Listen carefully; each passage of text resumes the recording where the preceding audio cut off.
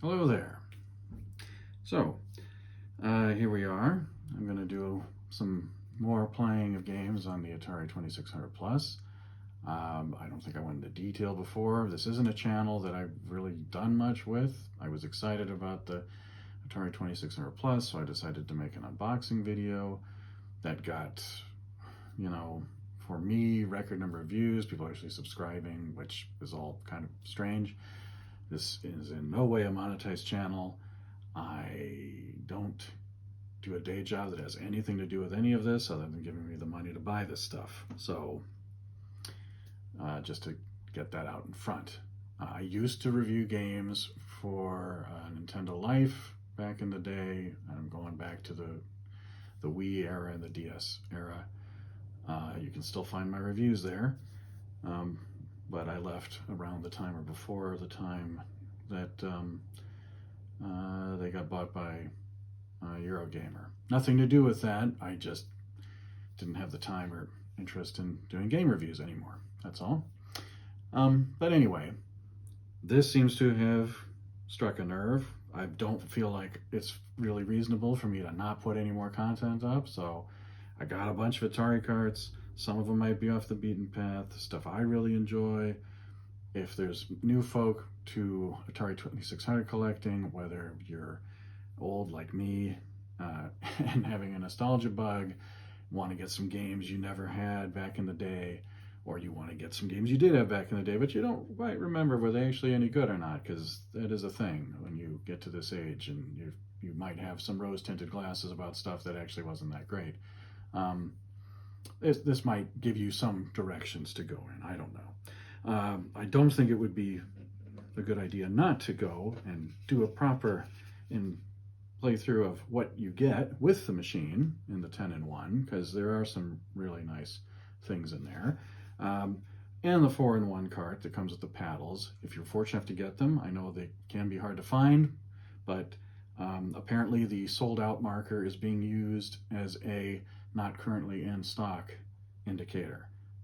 So if you do want to get the paddles with the 4-in-1, keep looking, don't give up, watch that space.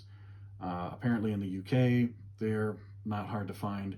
I believe also that the carts that are being sold are all NTSC, but if you're using the 2600 Plus, it's got HDMI, so actually it doesn't matter what the video format is. So if you're not opposed to paying the extra money involved in importing anything from the United Kingdom, which seems to be a feature that's come into effect in the last few years for some reason, then, by all means, get it from the UK, because we seem to have them. So in addition to these multi-cart releases, I am going to look at a few by some third parties. iMagic is definitely, I'm not doing Activision just yet. I will do an Activision one just for fun. But most people who have played 2600 are familiar with them. Activision was famously the first third-party video game publisher for a home console. As far as I'm aware, they were disgruntled Atari programmers who didn't feel they were getting paid sufficiently, or very importantly, given enough credit for their work at the company, and decided to leave. And because Atari, unlike later console manufacturers such as Nintendo, with whom Atari got into trouble, thinking that the same rules applied, that you could happily reverse engineer anything and publish wherever you wanted, until the courts told them, no, that's not the case. If someone actually restricts their system in some way, which Atari did not, no, you cannot just go and publish games for that platform. But they went and made Activision and had some of the most highly regarded games on the system, which is kind of sad in a way, because of the fact that Activision itself, once it became this huge multinational conglomerate, and before it was even acquired by Microsoft, seemed to lose interest in honoring its legacy, frankly. I mean, I don't remember any kind of attempt at a compilation since the Activision anthology on the Game Boy Advance, and I believe there was, after that, there was a compilation that came out on the iPad, but they didn't support it. So I don't even know if you could find it in the shop, but even if you could, if you have a current iPad that's running anything newer than iOS 7, it's probably not going to work anyway.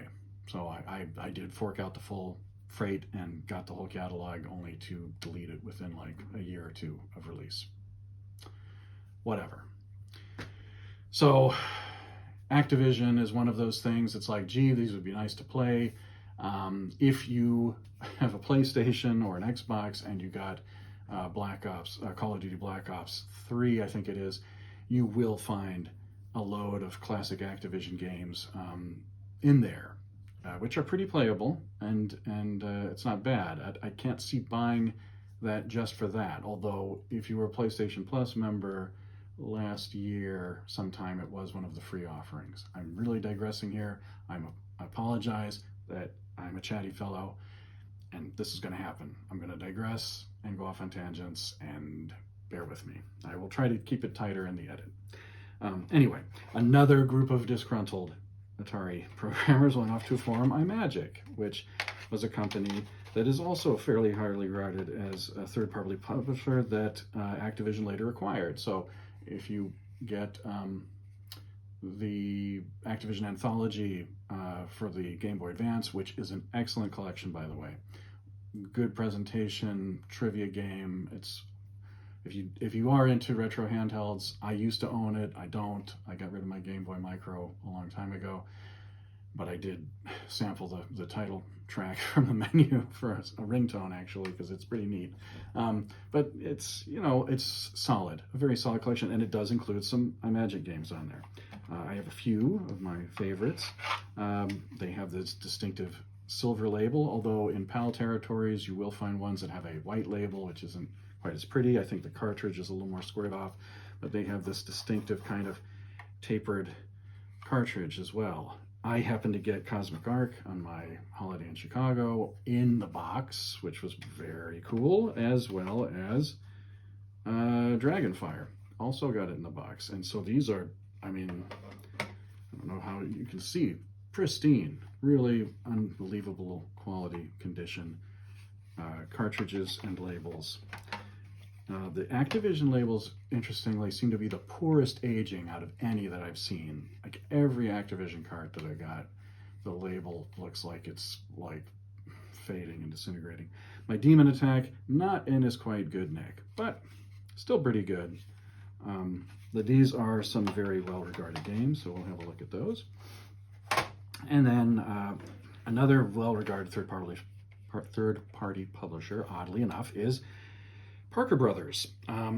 They licensed some arcade games from Konami, including Frogger and Amidar, which is one of the ones that I have, one that I really enjoyed in the arcade, as well as coming up with some original ones. Oh, and they also licensed Tutankhamun, which is another one of my very favorites from the arcade from Konami. Neither one of which, by the way, are currently available as standalone or in a compilation on the PlayStation, which I find a bit odd. Hamster has licensed content from Konami, so they have standalone versions of some games that aren't in the Konami Arcade Classics, which you can also get from the PlayStation Store. And these are all worthwhile. Very good comps. But an original Parker Brothers game, Reactor, has gameplay very similar to Phozon from Namco. If you ever came across that, it's a game I don't remember seeing in the arcades. It's a little bit off the beaten path. But Parker Brothers, they have these little ridges. Their booklets are horizontal shaped. Their boxes tended to be more proper boxes. Instead of being like this very thin cardboard that you slid open and pulled the card out, they actually are like a box. As a board game company, that is not unlike a board game. It's a much more heavy cardboard. I have one. I'll break it out later when I get to playing Reactor, because I managed to get a hold of this game with the original box and manual on eBay, which is where I'm getting stuff from now. And lastly, I have a ColecoVision, a Coleco game. This obviously would have been released and probably and actually I know because I played it at a friend's house back in the day, a much better port of Venture, but this is actually quite playable and challenging and frustrating and annoying. And again, one of my fave games. This is a game that was originally published by Epix, and Epix was an American company. I don't know where they were based out of, but they did some little oddball games. Venture and Mousetrap, I think, are probably the most famous games that they did. Sorry, I said Epix, and apology. Epix was a home computer game. Venture and Mousetrap are from Exidy. Now, I don't know who owns the rights, but I did bother to write to Evercade and say, hey, you guys want to publish some classic old games? Exidy, very cool company with some interesting stuff that might not be that hard to get a hold of, or could be very hard to get a hold of, because the problem with some of these old things is who owns the rights and who knows. And you might publish something and then some lawyer who bought a bunch of random IP and thinks, you know, I should get a coin from this, might come knocking on your door, and nobody wants that. And last but not least, Wizard of War, which I picked up again with a box. This is an actual, I believe, a PAL copy of the game. One of my fave arcade games from the early days, published by Midway, that had a number of home video releases through CBS Electronics, which is a weird one for me. I remember being confused by this back then, like CBS, what, like the TV network? And yes, it is CBS, like the TV network, in fact. For some reason, they also decided to get in on the video game craze in the 70s and the early 80s and made some games. I have a couple. I have this one, Wizard of War, which works, and then I have Omega Race, which is a vector graphics kind of space shooter kind of game that I enjoyed in the arcade, but unfortunately uses some kind of enhanced chip in it or something that the Atari 2600 can't deal with, so that one doesn't work. And if I'm able to apply the firmware update that is promised to come eventually, then hopefully I'll be able to use it. If not, I'll probably end up putting it on eBay. You know, I only got so much time in the day for this stuff. So, that's not true, I got loads of time for it. Hence, I'm making this video for you. Anyway, let's play some Atari. Okay, so, apologies in advance for the totally unscripted nature of this video, but I can't be arsed writing scripts, and it doesn't feel organic or real to me. I kind of like flying off the cuff a bit. Not recommended for public speaking, but I'm not standing in front of a crowd of peers making a presentation here, so it's fine. I got my wee glass outdoor table that I use as a coffee table, because as you can see, I don't have a hell of a lot of space here to be having coffee tables and walking back and forth. But we're gonna go and get on with this. Oh, I almost forgot. See, I was hoping to avoid just getting up and walking back and forth in front of this bloody camera, but, right. So, I almost forgot printed manuals, which is a bugbear. If you're on the Atari Age forum, you know there are people who are unhappy with the lack of printed manuals that came with this. You can find them online on the Atari website, apparently. They lack the tables with all the game modes, though, which isn't super great, but I'll get there eventually, folks. Right, so I think we're going to go, well, the first game on the list is Adventure. It's classic. I mean, Ready Player One probably means that everyone in the universe knows what this game is if you didn't already. Considered like the first kind of RPG type game or whatever. I don't think that has much in the way of game modes, but let me, I did print out an Adventure manual, right? Okay, so I print my little PDFs off because I like to be able to see them. Now, I know you can hot plug these carts because this sequence here where the thing comes up and then it does the game loading jazz is the loading the OS. And basically the dumper that runs in here and reads the cartridges will come into effect when you pull plug a cart. All right, so I'm using the little rubber feet to save my hand.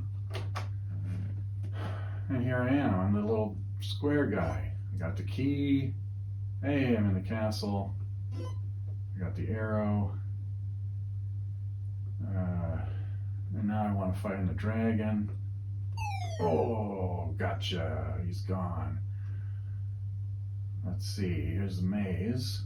And I want to find, if I remember correctly, and no, I didn't read the manual, so there's a bit of jazz. Okay, that's the bridge, that purple thing in the middle. You need the bridge to get from the thing to the thing.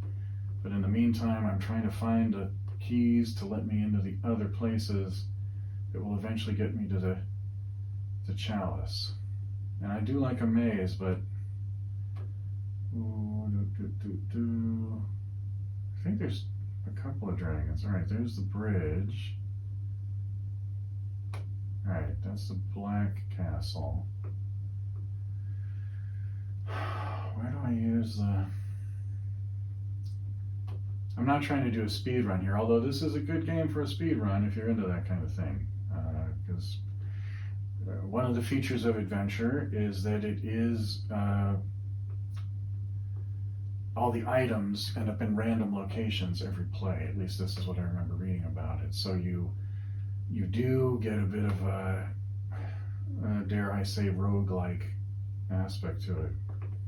God help me.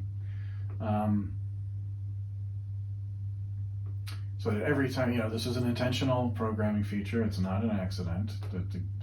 There is a randomness to it. Just to be clear, nope, that's a wall. See, I can't go through that. Going. Okay, there's another area over here. Oh, other dragon. And hey, the black key. Yeah, so now I think I'm safe. I think there's more dragons, I hope. Ooh, I don't know if these guys are lethal when they're dead. You don't want to find out. They might be toxic somehow. What? Okay, that was a waste of time. Let's see, I need to go. Yep. Okay, this is where I went to get to the Black Castle. No, it isn't. Oh God, where did I go? Did I go here?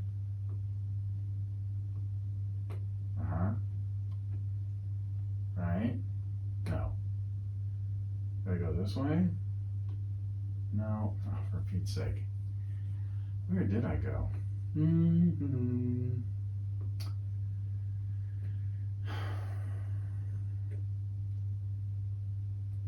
I haven't played this game in earnest for a long time. I mean, this is not a game I owned as a kid. I did, when I played it at this shop, I think I talked about in the last video, there was an electronics shop of some stripe. I think it was in West Rogers Park in Chicago, and I remember they had a bunch of TVs hooked up with, with Ataris attached to them, and you could play the games almost as if you were in an arcade. And so there was a ton of stuff there that caught my attention. And I did get to play Adventure. I did enjoy Adventure, but it's the kind of game that basically, from my money, I play through it once and I'm like, yep, I've done that, and that's it, and that's fine. And I feel like I've done what I came there to do. I've achieved the goal. I don't really need to play it again. It just doesn't give me the same nostalgia vibe that it does some folk. And to that end, I'm not going to do any more of this. Sorry, Adventure. Very unceremonious of me. Combat, that's a 2-player game, and so I'm not going to do that. Dodge 'em. Now, for some reason, I really enjoy this game, although it frustrates the heck out of me. And then we'll have a look at our trusty manual for the Dodge 'em instructions.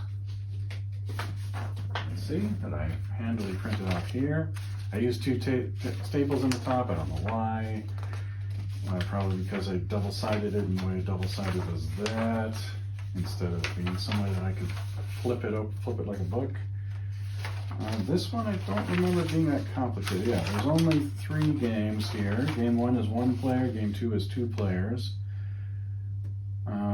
with the computer controlling a car, and game 3 is 2 players alternately controlling a point-scoring car and a crash car. So it's head-to-head. So that's pretty simple. I don't need to muck around too much with this. So the whole point of Dodge 'em is you're trying to get the little dots on the track, and then not smash into the computer-controlled car, which is trying to kill you. I mean, why is it trying to get in a head-on? Who the heck knows? You press the button to accelerate. Nope. No, it's gonna... You bastards. All right. Hopefully there's no Americans that are horribly... What? All right. The only problem with this is deciding when to change lanes. The computer seems to be really good at... I mean, you can accelerate all you want, but it still seems to be able to... Let's get those dots. Oh yeah. Oh, no. All right, there we go. Yeah, oh no. All right. I do like this game. Now, weirdly, this is a game, and I reviewed, when I was reviewing for Nintendo Life, one of the things I was reviewing, they gave me, what the hell was it called? The DSi-L in Japan, I think. It was a big one, the one with the big screen. So that I could buy, because I started writing for them because I had a Japanese Wii. And so I would buy Japanese WiiWare games that hadn't ever released yet because they didn't have anyone on staff who had one of these. So I would write previews or reviews of games that were coming out in Japan and might or might not get a release outside of Japan. One of the ones that was in the DSiWare store was a title, I can't remember who the publisher was, but it was basically Dodge 'em. Except you were collecting coins and you could buy upgrades, I think. Well, maybe you couldn't buy upgrades. But you were like, one of you was a cop and one of them was something else. But it was the same idea of driving around, collecting coins or dots or whatever, and not getting in a head-on collision. So, obviously, although this is a game that I enjoy, it is very frustrating because you'll sometimes be trying to change lanes and it doesn't want to do it. I don't know if it's like it doesn't detect the lane change attempt as quickly as it could, that you gotta kind of, there is a bit of you're having a fight with the game sometimes, which is frustrating. Still like it, fundamentals are sound. All right, next up, what do we got? Haunted House. First 2 down, second 2 up. Straightforward. Now, Haunted House is one that does have a lot of game modes in it that do change what we're doing. And this is one that the scan, for whatever reason, is more of a conventional flip the page thing. So I could have done it, fold it in the middle, but I didn't. And this way I can read 2 pages at the same time as I could if I had the actual physical manual. So this tells you what you can do. This is a game, one of these games that famous, it's like some Atari games are pretty simple. Shoot the thing that's moving. Then some of them are like this, where it's like, there's things that I have, and there's things I'm trying to do, and what am I trying to do? And so if you don't have the manual, I don't see how you play Haunted House, frankly. I mean, you might be able to puzzle it out, but it's not easy to figure out what's happening. As we go, I'll just kind of point it out. This game is one of these ones that's kind of like adventure. You have a set of tasks you're trying to do. You're trying to get the things. In this case, 3 pieces, I think it is. Yep, 3 pieces, as you can see here, to the urn. There are different items you can pick up on the way. One of them is a key, lets you open up locked doors, because you will find doors to go into rooms. The scepter here stops you from, nobody can scare you to death. So, because there's ghosts and all these other things in the haunted house and bats and things, and if they touch you, you lose a life.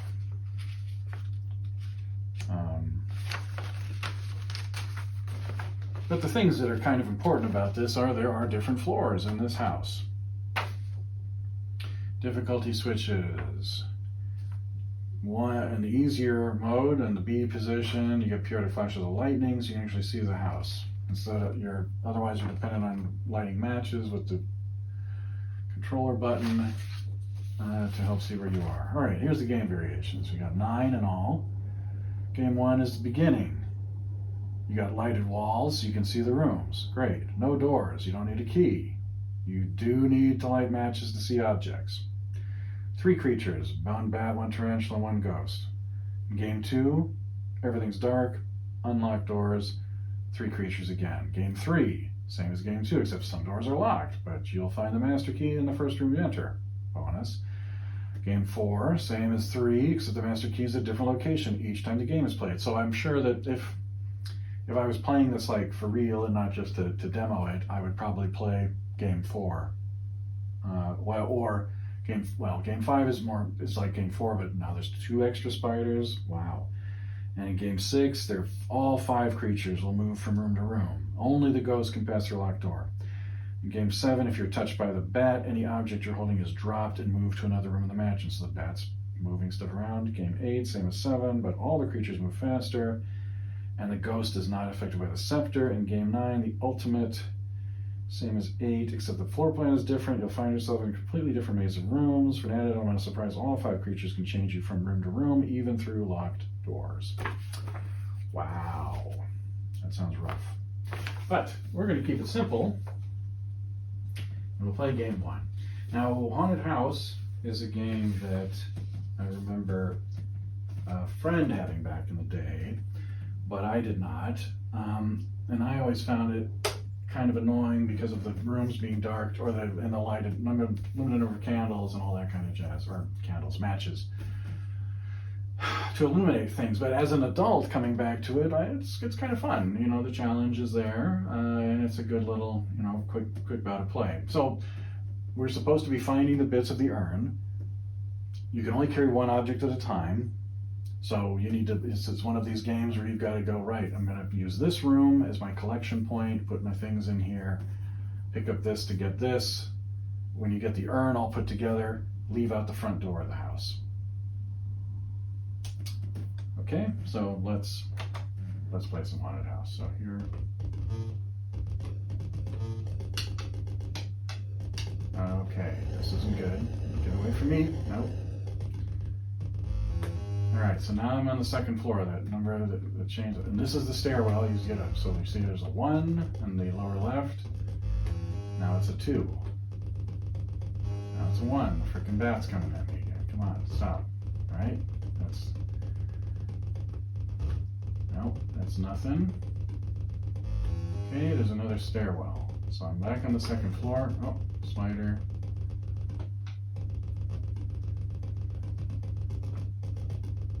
And actually I just saw there's stairs here. Okay, this takes me to the 3rd floor. Alright. Now these little things up to the side. Wait, there's stairs there? How many staircases are there? Alright, anything in this room? No. What about here? No. Here. Now the score, you can see every time I'm pressing this button. Oh, for God's sake. Alright, so I got scared to death. Every time I pass the button, I use another match. So that's kind of like a score, but it's a score in the sense of how few matches can you light and solve the game. Alright, come on. There's nothing on this floor? What kind of house is this? I thought this was the easy one. I'm not finding nothing. Alright, where's the staircase to go down? Alright, let me explore these rooms more. Aha! Alright, I got part of the urn. Woohoo! That's something.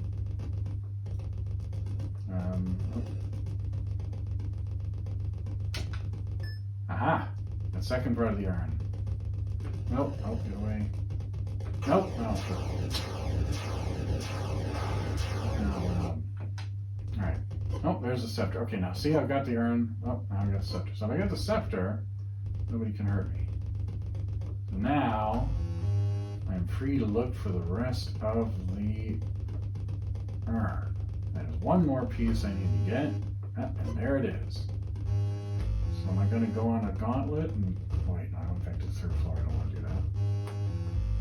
Alright, now, I think there's a staircase here. Yep. Da-da-da-da. Now how do I get out of here? Nope. Nope. Yes. Look at that. I actually finished something. Brilliant. Only took me 11 matches. Kind of a waste. I probably could have done better. And I only had 7 lives left. What can you do? That's still pretty groovy. And the effects, not too bad. I mean, I can tell it's a spider. I can tell it was a bat, you know. 8-bit graphics. Remember, not 4-bit. There's no such thing as 4-bit graphics. These are 8-bit processors in this machine. These are 8-bit graphics. They're just early 8-bit. That's what's next. Maze Craze. Up, and then third one is down, right? Yep. This was a game that I used to love the little pieces. Now, the problem with Maze Craze is that I'm pretty sure it's a 2-player game on paper, although, and this is one that has 1 million game modes. You look, this is the, every Atari manual that had any number of games used to have a nice chart like this, which makes it easy to tell what the heck is going on. It'll tell you, what is that? Visibility, blah, blah, blah. No game variation. So this tells us the game number. We got 16 in all. Which games have 2 robbers instead of 1? Which ones are you supposed to capture? Which ones have 3 robbers? Which ones have 5? Which ones have auto peek? I don't know what that can't remember. I'd have to read the manual to tell you what that means. Player peek, don't care. Whether you can be wounded by the robbers, whether you can block other players, whether you can scare them, scouts. So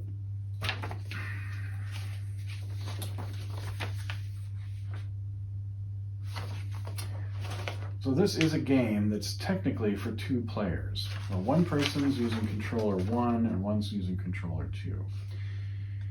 So you can play it with 1 player.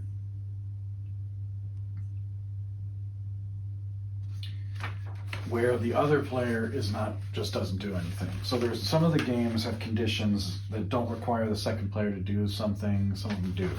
But as long as you're playing a game mode that doesn't require player 2's activity to end the game or exit the maze, then you can just play it like navigating a maze with some obstacles. And the ones that need, right, so terror, if the game is a terror one, then you cannot enter the maze until your opponent's knocked out by robbers. So there you go. If you play capture mode, you need to capture the robbers. Whatever. I don't care about robbers. So basically, I can play game 1 should suffice. The whole thing is normally I'm racing someone else to see who can get out of the maze first. Okay, so as I like to do mazes. Well, when I was a kid, I liked to do mazes. And this one, pretty straightforward. I like the beep every time I hit the thing wrong. That's it. Now, if you're racing with somebody else, kind of fun. And then you can play modes where there's robbers, where obstacles. Maybe you have to capture the robbers before you can exit. So that gives you some added things to do, or the robbers can hurt you. So you want to avoid the robbers, you know, different variations. But I think this is, Maze Craze is definitely one of the more, you know, if I was going to have a 10-in-1 compilation, this game would definitely be on it. So I think it's a worthy inclusion, especially if you want like a 2-player simultaneous kind of game where you're not taking turns doing stuff. Missile Command. Oh God. Okay. Let's see, down, up, down, up. So I only need to lower the first one. The way they've done these dip switches is pretty good. You can just kind of jump from one game to the other with like moving one dip switch. Not bad. Missile Command is going to be another one of these ones that has like 5 gazillion variants.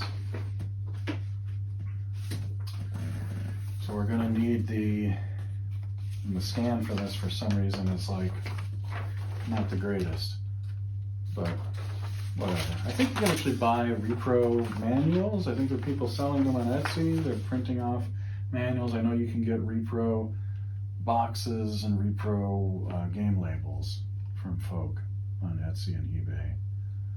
All right, so there are 34 modes. 17 and 34 are for children. So that children are you're never too young to learn the horrors of nuclear war, I guess, in Cold War America. I saw if they sold this game after the day after it came out, they probably wouldn't have included a children's mode. I don't know. Right, so we have fast target control, slow target control, dumb cruise missile, smart cruise missile, first wave. So the first 17 games are 1-player game modes, and the 18 to 34 are the 2-player game modes. So it looks like I'm good to go for game 1 or 2. 2 is fast targets, 1 is slow targets. Let's play game 2 just to mix it up a bit. Missile Command is famously a game that the designer did not want there to be a win condition. I believe you can find, if you had the old Arcade Classics collections from the PlayStation, they had videos on there with interviews with the designer, whose name escapes me, who said that he was specifically like, there should not be a win condition for this game because nuclear war is futile and unwinnable. Which is a good object lesson. But, you know, back then, a lot of games were, you play it to see how far you can get before the game beats your ass. So there. That seems appropriate. All right, so we're going to go with game 2, I think I said. Oh, and we have the startup music, just like the arcade. Now, unlike the arcade, I only have 1 button. So instead of having 3 bases that you're firing missiles from, you just have the 1 in the middle. You'll see I've got a supply. Got that one. And I see not quite a supply of missiles. It looks like they have, instead of the 3 bases, there are 3 stockpiles of missiles. So once I run out of what I can see on screen, it replenishes, and one of those big boxes on the lower left will disappear. Oh, got to make sure that you shoot, you're targeting ahead of these things. Otherwise, they'll run right through the explosion and come get your cities. You get bonus points for the cities. When you get to the arcade, I think it was 10,000, you get a bonus city, but you can't have more than the starting number, so a bonus city just means you get a city blown up, somehow they magically rebuild it overnight for the next attack wave. Come on, get it. Hey, so far this is easy. We should be going to war with Russia right now. I mean, what the hell? How hard is it? All we need is one of these mountains with a glowy purple turret on it, or whatever that is. And we'll be spared annihilation. Now, obviously, unlike the arcade, you can't spam the attack buttons and just have a series of missiles fly across the screen. But you can get close. This is a very, I'm not using a trackball, but the joystick works well. It doesn't feel fiddly or weird or anything, and I think that it's a very good port. I remember thinking this was decent back in the day. I mean, Missile Command was a game that I would play occasionally on the arcade. It was not one of my favorite Atari games, but it was definitely a classic. Undeniable. Lost a city. Great. Oh. That was a cruise missile, I think they call it. In the arcade, they had this little smart bomb thing that would dodge your attacks, which was really annoying. I hate those a lot. They're even worse in Missile Command Recharged on the PlayStation and other platforms. Now, do I get a city back? There. That means I get a city back. Woohoo. Alright, let's not die. Let's try not dying again. Because if that thing hits my little supply of missiles, I'm going to lose some missiles. Oh, blast it. 2 cities down. No. You got to make sure to be strategic and not. No, that's the smart bombing thing that I hate. But it was the last one. No harm done. So, main thing you got to remember to be strategic and not try to hit missiles that are not going to hit anything. So, if your city's been destroyed, don't waste your ammo hitting those. But do try to save yourself from destruction. The one thing I used to love as a kid in the arcades is games like this, Defender. They would tell you you've gone up a level or you've gone to the next stage by changing the color. So it was always fun to see what color can I get to.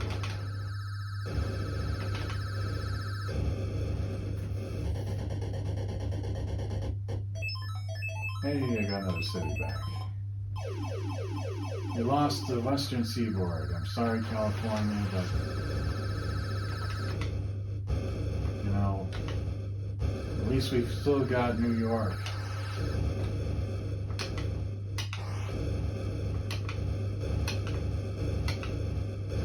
Alright. It's easier to save 3 cities than 6, am I right? Oh, I guess I am. I thought that one was going to clobber me for sure. You know, I think this is the best I've done with this thing, like ever.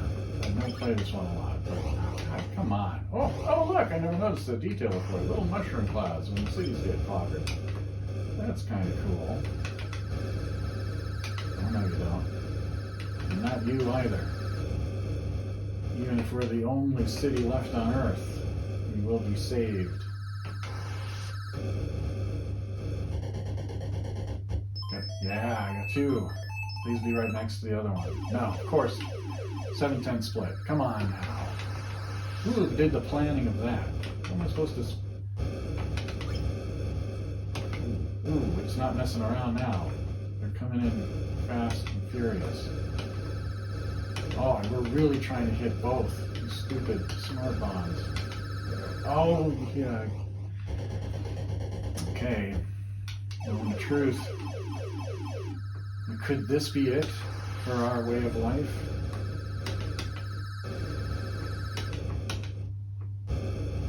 Hey, you still got a mushroom cloud. You know they're already blowing the city to smithereens. Come on. No. Oh no, I lost some reserve. Why did I shoot that? Alright, get another city back. Yeah. Okay, that's a little better. Not quite as bad as split.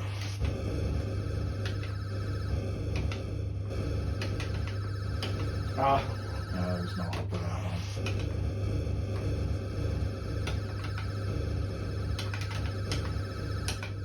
Ah! Oh no, defeat! Unbelievable. Unless by some miracle, no. There's the boom, boom, boom. Cool. So I don't get the big end from the arcade, but very satisfying. That wasn't a bad run. 46,000. Remember, for future generations, 46,725. Let me know in the comments if you can beat my score. You probably can. All right, the next one's, I'm not a sporty guy. Real sports, volleyball. Never played it. I remember being impressed. I remember when the real sports games came out, because the original sports games on the Atari especially, that was one of the things they were quite rightly mocked for, was the graphics in those games. You had characters that were horribly blocky, that didn't have really properly articulated limbs even, especially things, like baseball and that, were just embarrassing. And in television, had a series of adverts that took aim directly at Atari sports games and went, this is their baseball. So anyway, after the television stuff, Atari went, you know what we're going to do? Let's do our sports games again. And they went and did real sports and proved that actually, if we really want to, the Atari can do something that looks as good as what's on the television. All right, so let's see, volleyball. Okay. It looks like whoa. All right. Yeah, I guess I did good. Oh, I'm serving right now. There we go.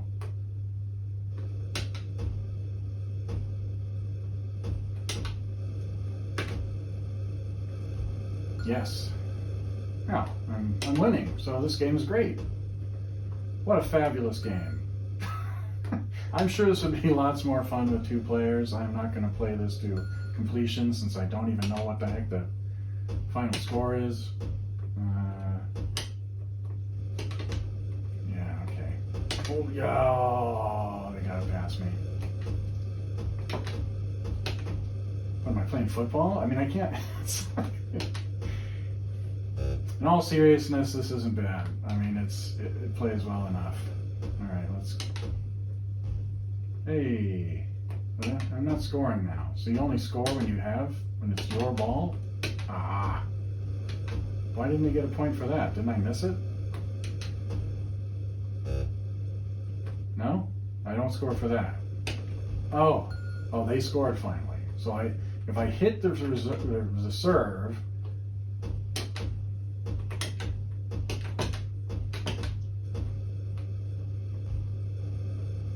I didn't score for that. I don't understand. Why am I not scoring? They didn't score there. I missed it. I'm confused. Clearly, I don't understand. And there was no score for that. Okay, whatever. I can enjoy more sports if I understand what's going on. If I read the rules, the instruction manual, I'm sure it would make more sense to me. But it's volleyball, so no, I don't care. All right, it's round. Well, this is a game, one of the true classics of the gaming world. I'm sure we will all agree.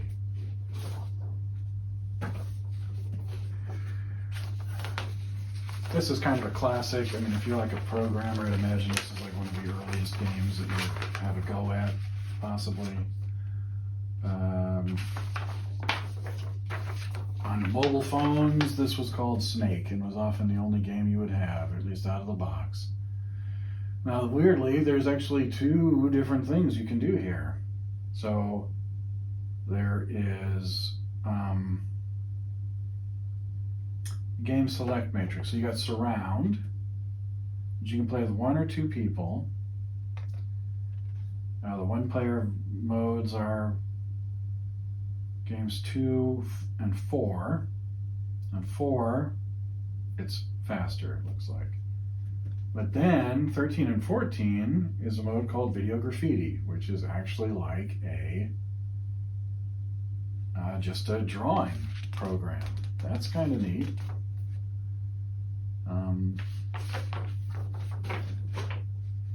It might be the first example of such a thing. I don't know. I don't know the history of video artwork. Right, so I said 2 was a 1-player mode.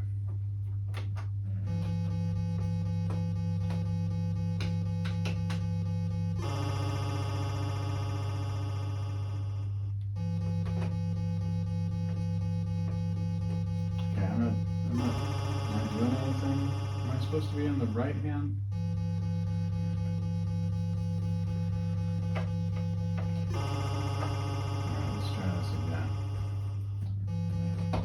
Yeah, okay, so, note, If you're playing this single player, you control the right hand guy for some reason, so your controller has to be in port 2.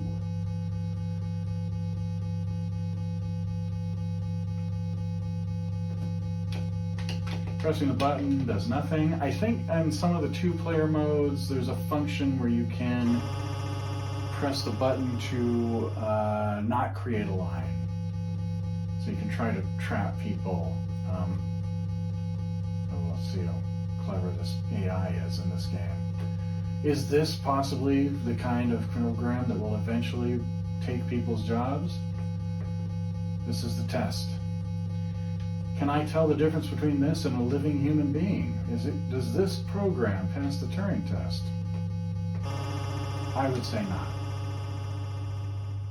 I wasn't really trying very hard to trap it, and it had opportunities it didn't take where it could have got me.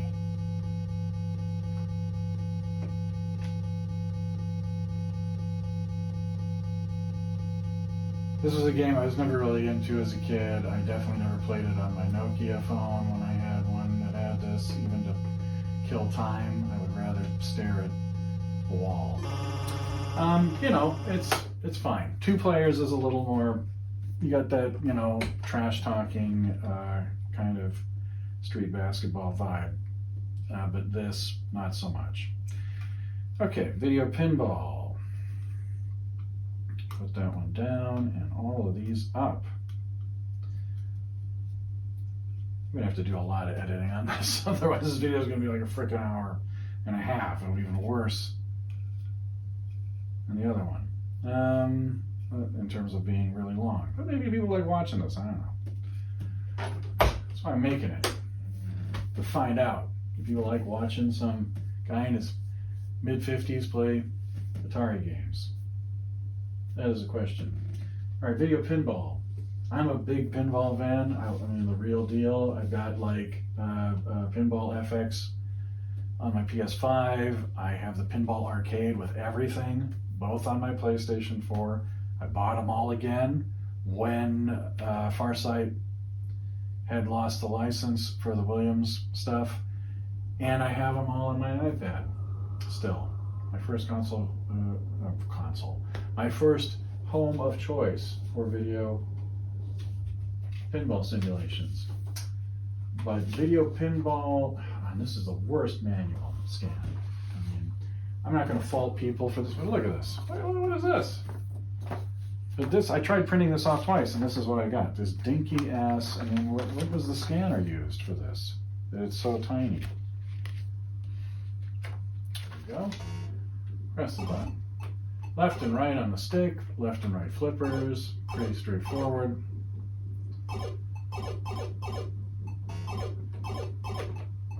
Press up, you get both of them. I don't know how you nudge the table though. I don't like nudging the table in real pinball. To me it feels too much like, I won't say cheating, but I like the randomness of losing the ball due to, you know, and not trying to correct that by physically nudging a table. Oh, I got something fun. I hit that little kind of medieval cross looking thing in the middle. That was cool.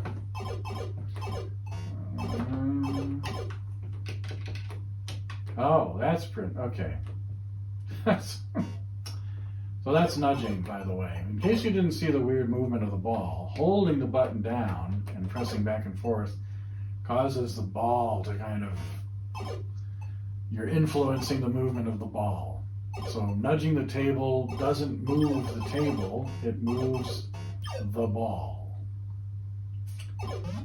I guess it's a decent compromise. I mean, this isn't horrible, you know, but it certainly compared to some of the rubbishy pinball type games I've played on mobile platforms, and I'm not talking about the simulator ones from Farsight or Zen, which are both, I think, really worthwhile and definitely worth your time. Even without all the licenses that Farsight used to have, the Stern tables they have are pretty good, and their physics engine isn't as bad as some people make out. They're still very playable, fun renditions of physical pinball machines that cost thousands of dollars. But this, you know, I don't think I'd play this for hours, but it's not horrible. Although sometimes you do get this thing where it's just like inching its way across, trying to decide if it wants to actually go somewhere. I just nudged it there to get it to do something. Come on.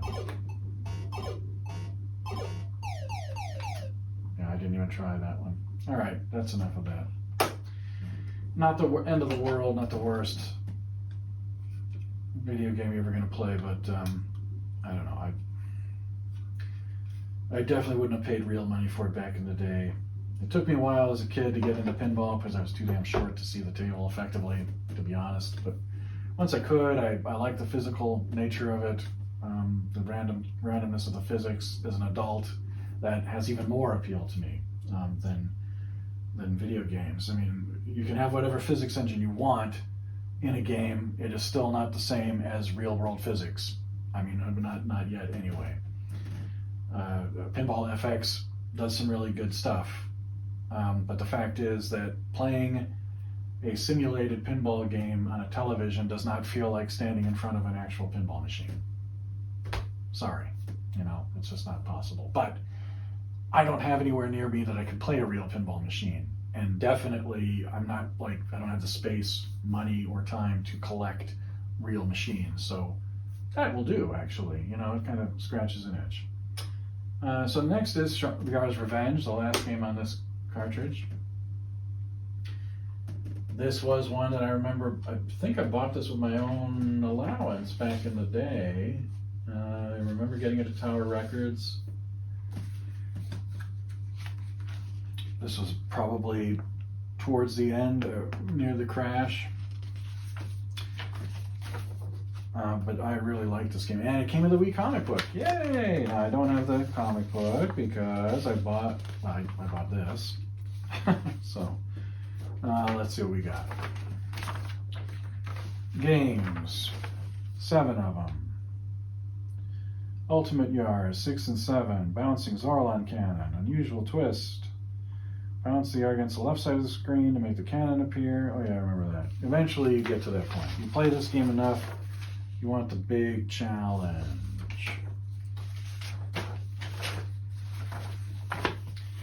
What? Alright, here we go. Game 0. Normal game. Game 2. How to destroy a mission. This game is a pain in the ass, though. I don't remember it being quite as outrageously hard as it actually is, but... Alright, so here's the real game. 1 is the kind of easy baby version. 4 lives. Press the button. In this area, I'm immune to that little floating line, but I'm not immune to that. That's the main weapon from the baddie, the swirly thing. That little thing there is a little homing missile thing. It will try to kill you. If it touches you, you die. You are immune to it if you stay in the Rainbow Bridge from Asgard. But you have to eat the little bricks in order to get that thing on the left-hand side. That's the pulsing Zorlon cannon that you use the only way. If you fire it now... Oh, I destroyed 1 brick. Who cares? But that's the only thing that will kill the Quotile, which is the enemy. Oh, God bless it. This is the problem, is you like bounce off of something and that blasted missile thing hits you. Oh, almost got it. 1 more should do the trick. Let's try. Nope. I've totally miscalculated. Oh, yeah, gosh, darn. I'm too quick on the trigger. I really want to kill this thing. More patience. There we go. And it does the wonderful, that little line on the right side, you go over there, it cuts your guy in half and stuff, it's fun. And this is the second game mode, well not game mode, but it's the threat. The shield becomes a rotating thing, so you have to eat more of these bricks to open up to have a clear shot hit the baddie. And the further you go in this, and you get like 2 missiles trying to come at you. Oh man, I went right into it. You get 2 of those little floating line things. You can actually shoot those, but I find it, I don't know. I don't know if I was just much better at this as a kid, probably. But I remember being able to hit that thing. Yeah, look at that. And you can shoot that with the cannon, but it will come back again. But I just think this is just a great Wii game here. Very, very Moorish, you know. It has that kind of one more go kind of quality to it.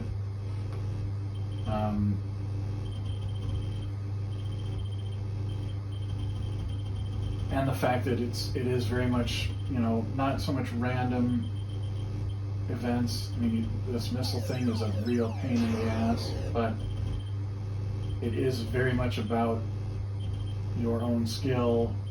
Come on. Oh, and you can kill yourself, by the way, with that cannon. I keep forgetting that. Nope.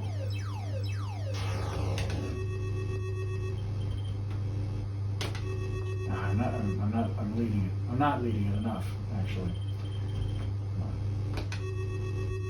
There we go. But it's one of these games that is just really well designed and challenging without feeling impossibly hard. We'll probably get more into this in a bit when I get to some of these other games, but one of the problems with, all right, that's good. So I'm history 55,000, not bad for a while ago. One of the things with some of these old games is that in lieu of, well, I won't say in lieu of good design because that's not true. They miscalculate on difficulty level. I have a stack of Evercade games. There are a few that I don't have. The ones that I bought that I gave away to charity shops, like the Delphine Collection, which they're beautiful games, flashback, another world. You know, they're very highly regarded games from the 16-bit era. But the fact is, they get hard like immediately. You know, very specifically timed jumps, and you know, it's like I can do them. But the fact is that if I die over and over again, just trying to get like not even 5 seconds into a game, I'm sorry, but you're not doing something right as a game designer. You can't make a game so punishingly difficult that you can't even get into the game. You need to, you know, that's why we have curves nowadays, right? And it's not about hand-holding players. It's not about, you know, well, you just need to get good or all this other nonsense. It's like, do you want me to actually play your game and enjoy it at all? Because if you do, you have to let me actually play your game. I mean, I have to be able to get somewhere in it.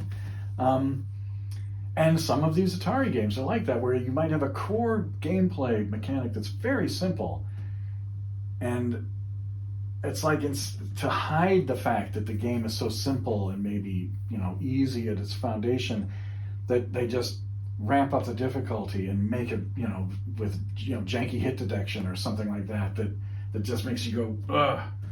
But imagine back in the day being a kid and like, right, you know, I spent my allowance. I mean, some of these games were like $50 or something, brand new. What prices weren't substantially different from what you're paying for a new game now. They were cheaper, but they weren't like cheaper. You know, we're talking about inflation in the 70s and that. They've been the moral equivalent of like 90 or $100, you know, today. So my point is, if you're a game designer nowadays, bear this stuff in mind. I mean, you know, if you're wanting to make a game that's punishingly hard because you only want to, you know, you want to have a narrow audience, knock yourself out. But if your goal is for people to a wider audience to enjoy your game, doesn't mean add an easy mode, but maybe, you know, ramp it up a bit more gradually. Let me at least have 5 minutes.